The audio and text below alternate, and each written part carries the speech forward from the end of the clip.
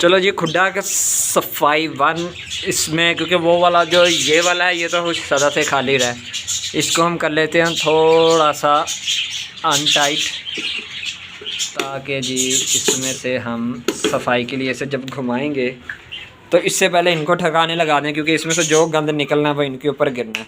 तो चलो चिन्नू मुन्नू उड़ जाओ, शाबाश। अब इनको बाहर का रास्ता दिखाते हैं, इन्हें बाहर निकालते हैं।